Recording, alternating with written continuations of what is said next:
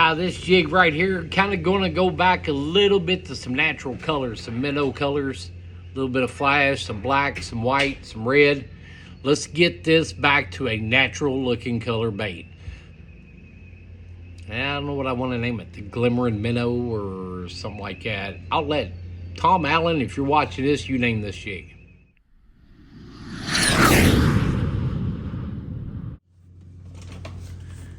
All right, so we got this right here in a vise. This is a 16th ounce minnow head with the number 4 sickle hook. We're gonna go natural colors. Why natural colors? Because most of the time that's what a lot of fish are eating on. This time of year right now, the peak of the spawn is going on right now. They're gonna kind of veer off that, here in the next 3, 4, 5 weeks, something like that. They're gonna go back out to kind of deeper water. They're gonna start moving back out and they're gonna start looking for shad to feed on. So this is kind of a good imitation shad bait. I would consider this a natural color. Sally Hansen's, and there will be links to my Amazon and other pages where you'll be able to get some of this stuff. The Peak Rotary Vise, the Loon Bobbins, the UV resin, the scissors, whip finish tool, whole 9 yards. Let's get started. Sally Hansen's, just like always.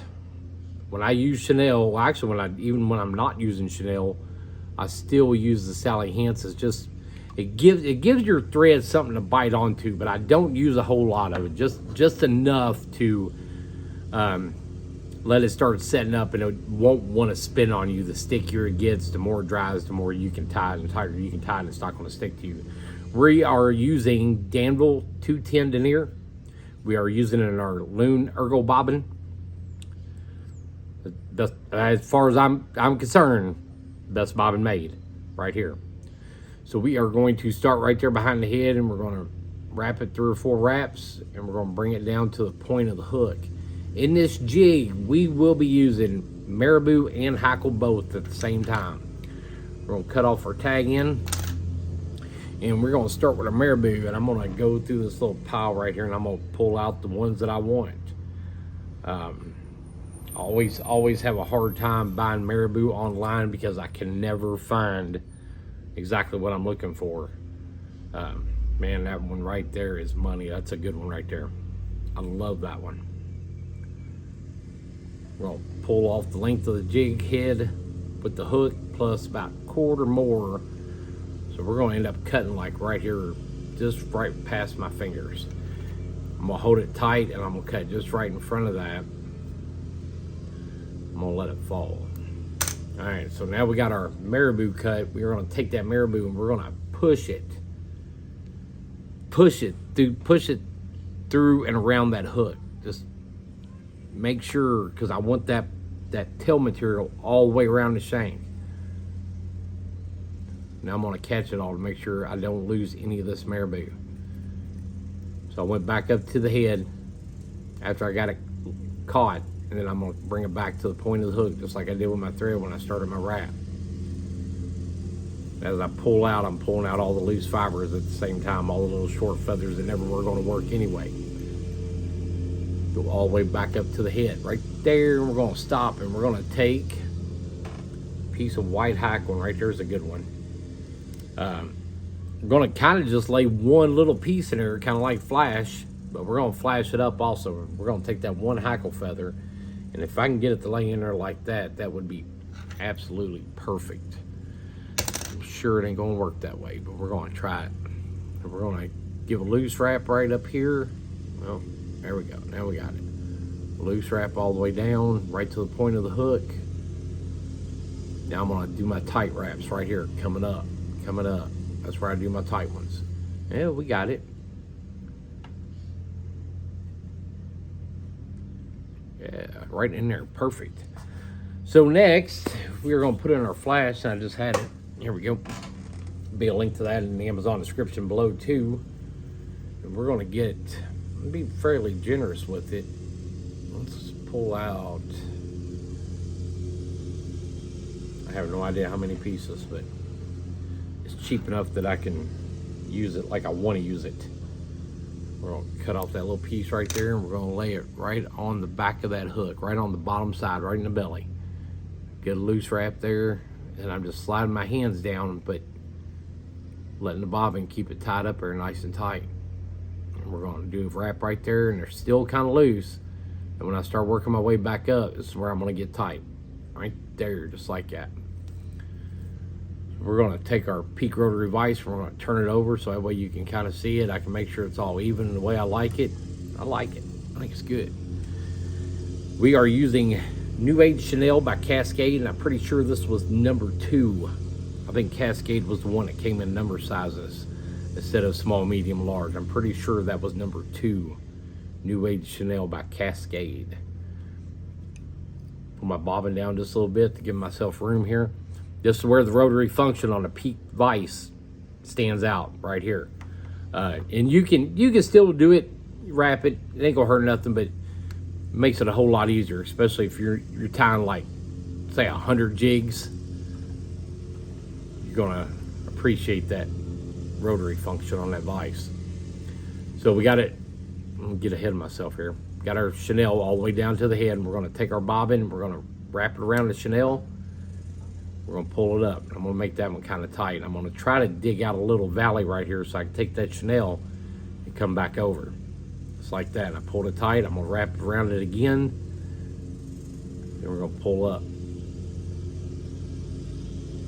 You can see how much pressure I'm putting in it. I got those jaws locked down pretty tight. But you can see how much pressure I'm putting on that bobbin by watching that jig head move up and down.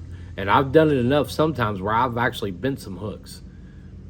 Take your whip finish tool, hook it, go over the groove there, let it twist, bring your triangle up. Just like that. 1, 2, 3, 4. Might have been 6. Let's do it one more time. Hook it, loop it, come up to your triangle. 1, 2, 3, 4, 5. I think that was 6 again. Pull it down nice and snug. Hold on to your jig head and pull that thread in there. 210 won't break. You can do that with 210.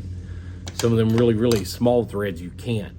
But the 210, you can actually get to where you get that last knot and pull it tight, and then it should sink down in there. I mean, it's a very, very strong knot. I'm gonna take some red eyes. We'll stick them right there. And that jig head, I have got it powder painted white base coat, and then I sprinkled black on top of it. That's how I come out with the two-tone on this one. And we're gonna stick both those eyes on and get our UV resin ready. That's a pretty jig. Natural color. Sometimes you just can't beat a natural color. Sometimes, honestly, you can't even beat a minnow. Anytime I'm doing guide trips, which I'm doing right now, today would have been a good day. I can't believe nobody booked. But anytime I'm doing a guide trip, I always have minnows in my boat. Just in case, because it just seems like a minnow's like a good fallback for putting fish in the boat sometimes. Sometimes you just can't beat live bait. Sometimes you can. I went a long time without using live bait. And we got our UV resin brushed all the way around that head just like I wanted. I've touched it against those threads. So hopefully what I always think is that is creating a waterproof. I pushed that eyeball right off that. All right, see how that eye is? Let's see if we can get it back. Sometimes you have a hard time getting stuff to stick to that powder paint. All right, I got to send it back on there. So what we're going to do is we're going to take our light and we're going to get it perfectly flat, get our UV light on, and we're just going to hold it. And that right there is long enough probably to keep it from sliding anymore. And if you put these eyes on, you do it long enough, you'll have that happen. I did that, I moved it. I don't have super glue all over the place. I ain't got it all over my fingers. That's why I like the UV resin. And just like that, it's stuck on there. It's not cured, but it's not gonna move on me no more. That's kind of sealed the top of that coating of that UV resin. Good enough for me to put it in the box. I ain't gotta worry about that eye falling off. There it is, natural bait. Sometimes you cannot beat a natural bait.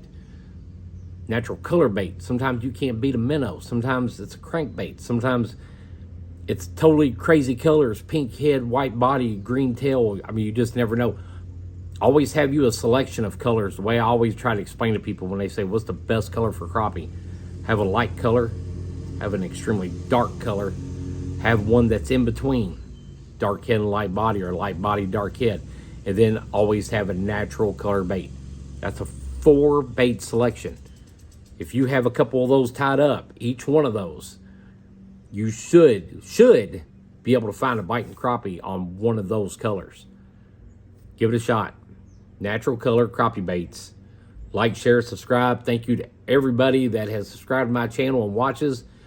Comment on this. Let me know. Do you have better luck on natural color baits or crazy wild colors? Let me know. Thanks, guys. Appreciate it.